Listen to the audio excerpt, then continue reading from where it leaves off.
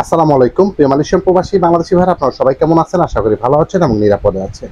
Kuala Lumpur সেলাঙ্গরে পুলাউ India একটি স্থানে immigration অপারেচি দিয়ে সেখানে প্রচুর পরিমাণে অবৈধ প্রবাসীদেরকে আটক করেছে। তাদের কাছে কোনো রকম কোনো বৈধ নথিপত্র না থাকার কারণে সেখানে প্রায় অধিকাংশই ছিল আমাদের বাংলাদেশি প্রবাসীরা। সো আমি স্ক্রিনে দিয়ে দিচ্ছি মালয়েশিয়া জাবাতান ইমিগ্রেশন ওয়েবসাইটের মধ্যে, এখানে দিয়েছে আসলে কতজন কর্মী আটক হয়েছে এবং কি কি কারণে তাদেরকে আটক করা হয়েছে। আপনারা যারা মালয়েশিয়াতে বৈধকরণ নিয়ে অপপ্রচার চালাচ্ছেন ওই সকল ভাইদেরকে আমরা বলবো, আপনারা আসলে বৈধকরণ নিয়ে অপপ্রচার না চালিয়ে প্রবাসীদের যারা মালয়েশিয়াতে আনডকুমেন্টেড হিসাবে বসবাস করতেছে তাদেরকে সঠিক ইনফরমেশন দেওয়ার চেষ্টা করবেন। তারা একমাত্র সঠিক ইনফরমেশনের জন্য কিন্তু বিভিন্ন সময় বিভিন্ন স্থানে প্রতারিত হয়। সো আপনারা কিছু ভিউজের আশায়, কিছু ফলোয়ারের আশায় আপনারা বিভিন্ন উল্টাপাল্টা ইনফরমেশন দিচ্ছেন, যার জন্য প্রবাসীরা বিভ্রান্ত হচ্ছে।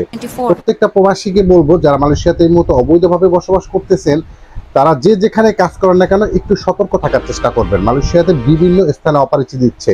এই হাউস বিল্ডিং এর মধ্যে এখানে একটি দেখেন ইন্ডাস্ট্রিয়াল একটি ফ্যাক্টরি, তো ফ্যাক্টরির মধ্যে নর্মালি আগে পরে কিন্তু ইমিগ্রেশন অপারেচিটা খুব কম দিয়েছে। সো এই মুহূর্তে কিন্তু ওইগুলো বিভিন্ন সোশ্যাল প্ল্যাটফর্মে বা বিভিন্ন যারা মালয়েশিয়াতে লোকাল আছে তাদের তথ্য অনুযায়ী কিন্তু মালয়েশিয়া ইমিগ্রেশনের বিভিন্ন পদমর্যাদা প্রাপ্ত অফিসাররা অবজারভেশন করে দীর্ঘদিন তারা সেটাকে অ্যানালাইসিস করে তারপরে কিন্তু অপারেচি দেয়।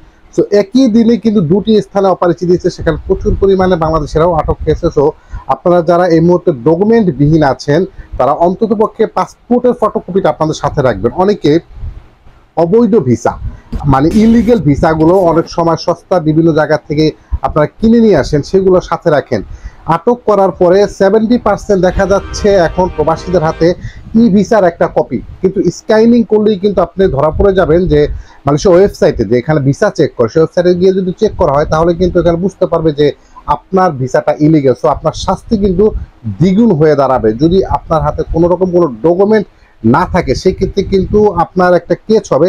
সেই কেসটা নর্মালি 1 মাস বা 1.5 মাস জেল খেটে হয়তো আপনি দেশে যেতে পারবেন। কিন্তু যখন আপনার কাছে ইলিগেল বা আনডকুমেন্টেড কোনো রকম কোনো পেপার থাকবে আর সেটা যদি তারা প্রুভ করতে পারে তাহলে কিন্তু আপনার অনেক বড় ক্ষতির সম্মুখীন হতে হবে। সো যারা বিভিন্ন সোশ্যাল প্ল্যাটফর্মে হতে পারে ফেসবুক, ইউটিউব বা টিকটকে যেই পরিমাণে আপনারা অপপ্রচার চালাচ্ছেন আর্টিকেল 3.0 রিকেলেবিলিটি তেনাকের যা এটার বৈধতা দিচ্ছে বা দেওয়ার সম্ভাবনা রয়েছে, দয়া করে এই সকল অপপ্রচার কেউ করবেন না। আর যারা এই সকল ভিডিওগুলো দেখবেন সর্বপ্রথম মালয়েশিয়া ইমিগ্রেশন বা মালয়েশিয়ার বিভিন্ন মন্ত্রণালয় বা মিনিস্ট্রিদের ভেরিফাইড পেজের কোনো রকম তথ্য বা স্ক্রিনশট বা স্ক্রিন রেকর্ড যদি আপনাদের দিয়ে কোনো ভিডিও দেখানো হয় সেটা আপনারা বিলিভ করতে পারেন। বা মালয়েশিয়ার বিভিন্ন পত্রিকাগুলো অযথা যারা ফেস না দেখিয়ে অনেকে ভিডিও বানাচ্ছেন, আমার কাছে অলরেডি গত 2 দিনে প্রায় 7টা ইউটিউব এবং ফেসবুক পেজের লিঙ্ক এসেছে যাদের আসলে ফেস দেখা যাচ্ছে না, কিন্তু আপনারা অপপ্রচার চালাচ্ছেন যে এই মতো আর্টিকেল 3.0 দিচ্ছে। আপনি কি বৈধকরণ চাচ্ছেন? তাহলে এই ভিডিওটা আপনার জন্য।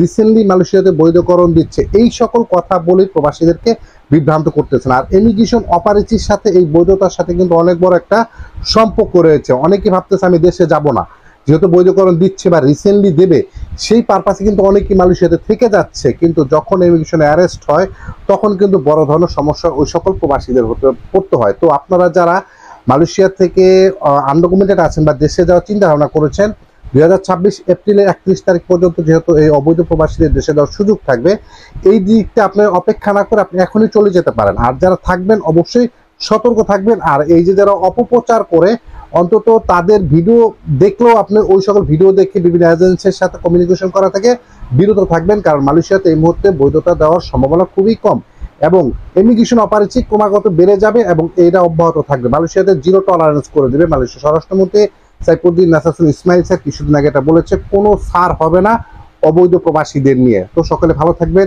নিরাপদে থাকবেন। দেখা হবে নেক্সট কোনো ভিডিওতে। আসসালামু আলাইকুম।